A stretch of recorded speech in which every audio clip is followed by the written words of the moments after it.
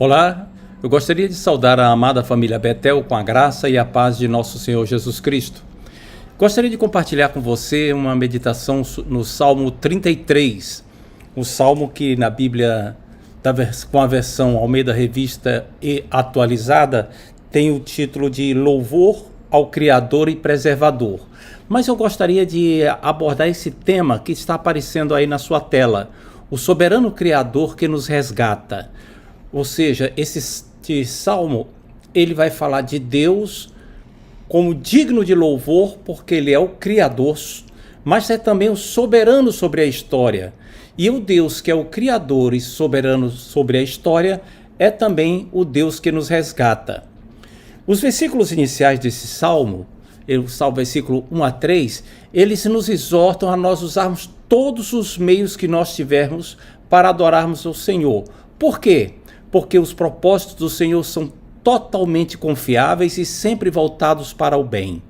E aí Deus vai aparecer como o Criador onipotente, vai aparecer como o soberano Senhor da história e vai aparecer também como aquele que nos resgata, que resgata o seu povo. Diz assim, a partir do versículo 1: Exultai, ó justos, no Senhor, aos retos fica bem louvá-lo. Ou seja, exultai, na versão corrigida diz regozijai-vos. O sentido aqui é cantem de alegria, se alegrem, fiquem cheios de júbilo, pulem de contentamento. Mal comparando, é mais ou menos como aquelas pessoas que sentem uma alegria tremenda quando o time pelo qual torcem faz um gol na final de campeonato e se sagra vencedor. Isso é uma alegria passageira, momentânea, é uma alegria terrena, mas aqui está falando de algo mais profundo, algo que Deus nos dá.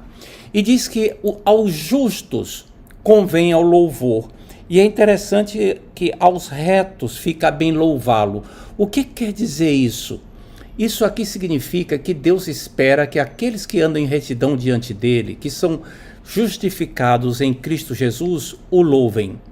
Mas nos mostra também que Deus não aceita louvores de quem vive em impiedade. Não é só porque uma pessoa tem em seus lábios uma expressão de glória a Deus, de louvar a Deus, que Deus está aceitando este louvor. Não. Deus não aceita louvor de quem vive em impiedade, de quem vive em injustiça. Já em alguns salmos mostram isso, como por exemplo o Salmo 15, quando diz assim: quem, Senhor, habitará no teu tabernáculo? Quem morará no teu santo monte? Aquele que vive com integridade e pratica justiça. E vai descrevendo uma série de qualidades daquele que vive em retidão diante do Senhor, para que possa louvar ao Senhor e ter o seu louvor aceito. No versículo 2 diz assim: celebrai o Senhor com harpa, louvai-o com cântico e saltério de 2 cordas. A harpa e o saltério de 10 cordas aqui estão representando todo tipo de instrumento que podem ser utilizados para louvar a Deus. Seja instrumento de corda, de percussão, de sopro, qualquer tipo de instrumento, tudo deve ser utilizado para louvar a Deus. No livro de Salmos são citados vários desses instrumentos. A harpa aqui, possivelmente, era aquela harpa pequena, do tipo que Davi parece que tocava, uma estrutura de madeira com algumas cordas. Já o saltério de 10 cordas era um instrumento maior, que não era facilmente transportável. Era utilizado para atingir notas mais graves. Ou seja, todo tipo de instrumento está sendo aqui citado, englobado, para poder celebrar o Senhor. E diz assim: entoai-lhe um novo cântico. Um novo cântico não é só no sentido de ser uma canção inédita, um hino inédito, que não foi cantado antes, algo que eu acabei de compor. Não é apenas isso. Isso também. Mas é também porque as misericórdias de Deus se renovam. São novas cada manhã. Deus diz que faz nova todas as coisas. É neste sentido que nós podemos louvar a Deus por causa das suas obras que são sempre renovadas, a sua graça que é sempre renovada. E aí fala para nós termos essa sensação do novo, do inédito, ao louvarmos ao Senhor, reconhecendo aquilo que Ele nos dá. Na segunda parte do versículo 3 diz assim: tangei com arte e com júbilo. Tangei com arte, ou seja, tocai bem, como tem na versão corrigida, ou tocai com habilidade, como tem na NVT e na NVI. Aqui está fazendo um certo padrão de exigência. Deus quer que nós o louvemos com o melhor de nossas habilidades, com o melhor que nós somos capazes de fazer. Antigamente era comum se ouvir nas igrejas a expressão assim: irmãos, eu quero louvar ao Senhor, eu não sei cantar, mas é para a honra e glória do Senhor Jesus. Isso soava meio que ridículo. Se a pessoa não sabe cantar, ela não deve se aventurar para cantar em público para louvar a Deus. Ela canta em privado, em particular. Deixa quem sabe cantar bem, quem sabe fazer as coisas com habilidade, para fazer em público, conduzindo o louvor congregacional. Nós temos que fazer o nosso melhor para o Senhor, dar o nosso melhor para Deus, o melhor que nós somos capazes de fazer. Aqui, a partir do versículo 4, então tem algumas questões que o salmista coloca, porque nós vamos louvar a Deus. E diz assim: porque a palavra do Senhor é reto, e todo o seu proceder é fiel. Ou seja, a palavra do Senhor é a expressão da vontade de Deus, aquilo que Deus manifesta, e isso é reto, isso é justo. Ou seja, a questão da justiça na Bíblia significa a conformidade com um determinado padrão. O padrão de Deus é correto, é justo. As obras dele são justas, a palavra dele é sempre justa. No versículo 5 diz que ele ama o direito, ele ama a justiça e o direito, e a terra está cheia da bondade do Senhor. Deus ama aquilo que é correto, ele ama a retidão. Aqui está bem explícito isso. Mas eu quero pedir a sua atenção para essa palavra: a terra está cheia da sua bondade. O que quer dizer essa bondade? A palavra que é traduzida aqui por bondade é uma palavra hebraica que tem um sentido muito mais amplo do que uma única palavra. Às vezes essa palavra é traduzida na Bíblia por bondade, às vezes por misericórdia, às vezes por longanimidade, às vezes por benignidade. É uma palavra muito rica. O que é que essa palavra significa? Ela significa o amor leal de Deus para com aqueles com quem ele tem aliança. O amor leal de Deus para com aqueles com quem ele tem aliança. Aqui no versículo está enaltecendo esse amor leal de Deus. Deus fez uma aliança com Israel por meio de Abraão, Isaque e Jacó, uma aliança que foi confirmada pelo povo lá no Sinai, diante do Monte Sinai, quando Moisés fez a aliança do antigo pacto com o Senhor. Nós estamos vivendo debaixo da nova aliança, uma aliança que existe em Jesus Cristo. Deus fez uma aliança conosco em Cristo, e nós somos alvos desse amor leal de Deus, do amor leal que Deus tem para com aqueles com quem tem aliança.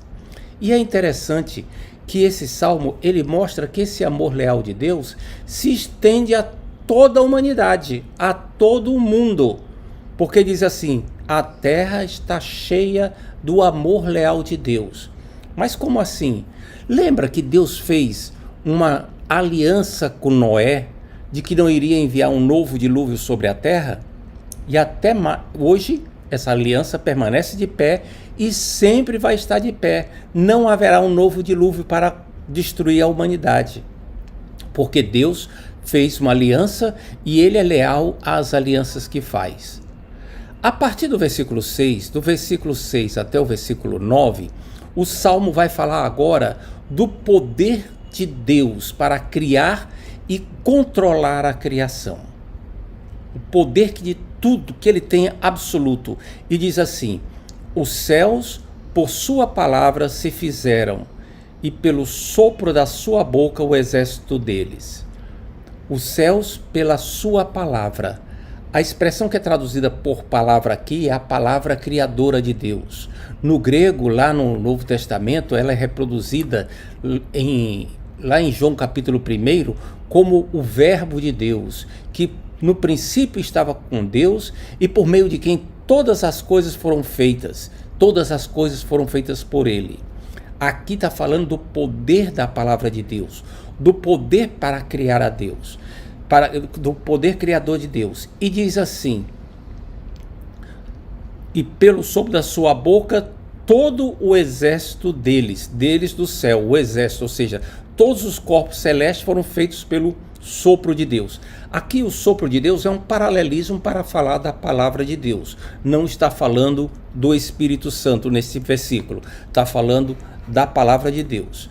Ele falou, versículo 7 diz assim: ele ajunta em montão as águas do mar. No versículo 8 diz assim: tema ao Senhor toda a terra, temam-no todos os habitantes do mundo. Temor de Deus. Aqui não está falando de algo para meter medo. Não está falando de alguma coisa que vai amedrontar as pessoas. Não. A expressão temor é uma atitude de reverência que conduz a uma obediência voluntária. Porque eu amo, porque tenho reverência, porque eu admiro, eu obedeço. E aqui é esse tipo de conduta que o salmista está incentivando para que todos os povos tenham o temor do Senhor. No versículo 9 diz assim: pois ele falou e tudo se fez. Ele ordenou e tudo passou a existir. Ou seja, tudo aconteceu simplesmente porque Deus falou. Deus falou e tudo veio a acontecer, tudo veio a existir. Lá em Gênesis diz assim: e tudo se fez, e assim foi. Haja luz e houve luz. E assim se fez, no versículo 7. E assim se fez, no versículo 9. E por aí vai falando. Ou seja, Deus falava e a palavra criava. As coisas aconteciam. Aqui está mostrando o poder criador de Deus. O controle que Deus tem absoluto sobre todas as coisas. Como diz no versículo 7, ele ajunta as águas num montão, em reservatórios. Não existe nada no mundo que fuja ao controle de Deus. Deus tem poder absoluto sobre tudo, absoluto. E aqui é interessante você lembrar disso, porque mais adiante vai se trazer a aplicação desse poder na nossa vida. Deus tem controle absoluto sobre tudo. Nós podemos até não entender porque ele permite alguma coisa, mas temos que saber que ele tem poder absoluto sobre todas as coisas. A partir do versículo 10 e até o versículo 12, Deus vai aparecer agora, vai ser enaltecido, louvado, não mais como o Criador, mas como soberano Senhor da história. Diz assim no versículo 10: o Senhor frustra os desígnios das nações e anula os intentos dos povos. As nações aqui, o termo para nações é um termo hebraico que designa os gentios, ou seja, o sentido é aqueles povos que estão fora da aliança com Deus, os pagãos. O salmista reconhece que essas nações são poderosas. Ele reconhece que essas nações fazem planos umas contra as outras e até contra o povo de Deus, mas Deus frustra isso. Várias vezes Deus fez isso na história e ainda hoje continua fazendo. No Jubileu de Diamante da Rainha Vitória, por exemplo, um poeta inglês compôs uma poesia falando que as nações históricas tinham seus poderes baseados no controle militar, e ele fala de navios de ferro, ele fala de armamentos e diz que tudo enferrujou, tudo se perdeu na história. E termina o poema dizendo assim, que Deus tenha misericórdia de nós, porque Deus é o Senhor da história. Foi Deus que fez com que os cananeus fossem derrotados, com que os egípcios não conseguissem perseguir Israel, fez com que os babilônicos fossem derrotados, os assírios não entrassem em Jerusalém. Deus é esse Deus todo-poderoso, maravilhoso. Ele tem poder sobre tudo. No versículo 11 diz assim: O conselho do Senhor dura para sempre, os desígnios do seu coração por todas as gerações. Conselho no Senhor aqui é no sentido de os propósitos do Senhor. É esse o sentido. A palavra conselho, na versão que eu estou usando, é uma versão antiga, que eu gosto muito dela, me acostumei com ela. Ela usa uma palavra antiga, mas o sentido é o propósito de Deus, os propósitos do Senhor. Deus tem um propósito que é eterno, que dura para sempre. Deus não é volúvel, Deus não fica mudando de opinião. Mas quando você diz assim, e a Bíblia não diz que Deus se arrependeu? Note que às vezes você encontra essa expressão na Bíblia, algumas poucas vezes, como a expressão de que Deus assumiu uma conduta diferente daquilo que havia dito em resposta a uma ação humana. Deus disse para Nínive, em 3 dias Nínive vai ser destruída. Mas o povo de Nínive buscou o Senhor, se mostrou contrito pelos seus pecados. E aí diz que Deus se arrependeu de destruir Nínive. A palavra se arrependeu é porque Nínive mudou de conduta, então Deus foi e fez uma nova coisa agora diante da mudança de opção daqueles. Como, por exemplo, nós estávamos condenados ao inferno. Mas Deus mudou o seu plano para conosco, porque nós nos arrependemos e confessamos a Jesus Cristo como Senhor de nossas vidas. Esse é que é o sentido. Deus não muda de opinião. Os propósitos dele são eternos. No versículo 12 nós encontramos: feliz é a nação cujo Deus é o Senhor. Feliz. Essa palavra aqui é uma palavra específica no hebraico. Existem 2 palavras diferentes. Existe a palavra que é feliz de uma maneira mais global, que tem o sentido de bem-aventurado, mas aqui a palavra feliz, ela tem um sentido que significa mais do que felicidade. É um tipo de felicidade que se obtém de um estado de espírito que não depende das oportunidades ou circunstâncias da vida. Essa palavra é uma expressão de alegria intensa pela bênção que alguém recebeu do Senhor. Algo tão maravilhoso que só Deus poderia ter feito. Algo de tipo assim, por exemplo, uma pessoa que era completamente estéril, uma mulher que era completamente estéril e agora ela está grávida. E aí diz assim, puxa, como você é feliz. É nesse sentido. Uma pessoa que tinha uma doença terminal ou que estava condenada a um destino muito ruim, e aí, de repente, ela obtém um livramento e a outra pessoa diz assim, uau, como você é feliz, cara, que legal. Puxa, pessoa, que bom isso. É nesse sentido que a palavra feliz está aqui. E por que ela diz? Feliz é o povo, a nação cujo Deus é o Senhor. É um contraste com aquelas nações cujo Deus eram os deuses pagãos. Não, Deus é um Deus bom, Deus é um Deus fiel, Deus é um Deus que faz aliança. Lembre que esse Deus é o Deus que fez aliança com você em Cristo Jesus. No versículo 15, indo adiante, tem o versículo 12 que eu acabei de ler. No versículo 13 diz que ele olha dos céus e vê os filhos dos homens, ou seja, Deus é onisciente. No versículo 14 diz que ele observa todos os moradores da terra. No versículo 15 diz que ele forma o coração de todos os homens e contempla todas as suas obras. Aqui não está sendo dito que Deus é que determina o que nós vamos pensar.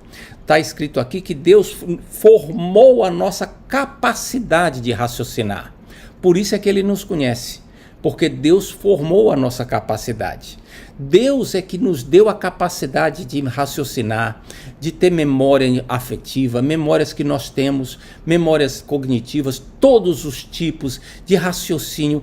Deus é que nos deu isso. Por isso é que ele nos conhece. Ele conhece o ser humano. Ele é capaz de saber o que vai no coração do homem. E isso é estendido aos governantes. Ele conhece os intentos dos governantes, sabe o que eles planejam e tem poder para aprovar ou frustrar o que essas pessoas querem. É o que a gente observa quando ele diz assim, que ele sabe o que vai pelo coração, ou seja, coração aqui não é a sede dos sentimentos. A Bíblia não é esse o sentido de coração na Bíblia. O sentido de coração é a sede da mente e da vontade, do raciocínio e da capacidade de decisão da pessoa. Deus vai por aí. E quando chega no versículo 16, diz: não há rei que se salve pelo poder dos seus exércitos, nem pela sua muita força se livra o valente. Deus é aquele que dá o livramento. Não é a força militar, não é o poderio militar. Só Deus pode prover o livramento. Quando chega no versículo 17, que diz que o cavalo não garante a vitória, está falando ainda do poderio militar. Confiar no poder militar, a nação confiar apenas no seu poder militar, seja ela uma nação antiga, seja uma nação moderna, é confiar em nada. Isso não tem valor nenhum. O valor que tem é na proteção de Deus. Por isso é que é feliz a nação cujo Deus é o Senhor. Que nação é essa? É a nação, primeiro, com que ele fez um pacto na antiguidade. E você lê a história antiga, você vê Israel lá. Depois você vê Israel passando por várias dificuldades. Você olha para o mapa de hoje, Israel está lá. Israel continua, porque Deus tem uma aliança com eles. Essa é em primeiro lugar. Mas em segundo lugar, tem um povo com quem Deus fez aliança, que é com aqueles que estão em Cristo. A nação santa. Nós somos o sacerdócio real. Nós que estamos em Cristo. Você, meu querido, você, minha querida irmã, nós é que estamos em Cristo, somos aqueles que somos felizes. Alcancemos uma bênção tremenda, porque alcançamos a aliança que está em Cristo Jesus. E a partir daqui do versículo 18, nós vamos ver um terceiro enfoque. O Deus que era Criador, é o Criador, foi o Criador. O Deus que é o soberano da história, ele é também o Deus que nos resgata. E diz o versículo 18, os olhos do Senhor estão sobre os que o temem, os que esperam em sua misericórdia. Os olhos do Senhor, ou seja, o cuidado providencial de Deus. O cuidado daquele Deus que conhece as coisas por antecipação. E é interessante que aqui aparece a palavra esperam na sua misericórdia. É novamente aquela palavra em hebraica que fala do amor leal de Deus para com aqueles com quem ele tem aliança. Diz que o cuidado providencial de Deus está sobre aqueles com quem ele tem aliança. O amor leal de Deus. Meu querido irmão, minha querida irmã, por que é que você tem orado? Por que é que você tem clamado? Deus está vendo isso. O Deus que é soberano. Ele vê as suas orações, ele vê a sua necessidade, ele vê aquilo que você clama diante dele. E ele é poderoso, ele tem um amor leal com você por causa da aliança em Cristo Jesus. No versículo 20 diz assim, a nossa alma espera no Senhor. A nossa alma, ou seja, a nossa esperança está no Senhor. É nele que nós esperamos. E é interessante observar que ter esperança em alguém implica em mostrar confiança, mas também implica em mostrar obediência. Se você deposita sua esperança num determinado médico, num determinado recurso, você vai obedecer às instruções desse médico. Você vai obedecer às instruções desse recurso, seja ele uma pessoa, uma instituição ou um mero programa de computador. Você vai obedecer às instruções. Deus é a nossa esperança, é nele que nós esperamos. Então isso significa que se nós esperamos nele, nós não apenas confiamos nele intelectualmente, mas confiamos na prática, confiamos com a nossa obediência. Temos que levar isso adiante de uma maneira prática. Nele é que nós esperamos. No versículo 21 diz assim, nele o nosso coração se alegra. Sim, Deus é a única fonte legítima para nós termos alegria. Todas as demais fontes de alegria deste mundo são passageiras, são temporárias e tendem a ser ilusórias. Elas só são verdadeiras, têm algum tipo de veracidade quando estão associadas a alguma coisa que Deus fez, prometeu ou disse. Senão, são alegrias ilusórias.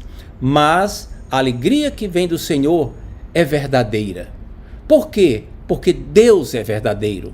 Está escrito depois, porque confiamos no seu santo nome, ou seja, aquilo que Deus revelou acerca de si mesmo, o nome revelado de Deus, o nome impronunciável de Deus, que ele se deu a conhecer.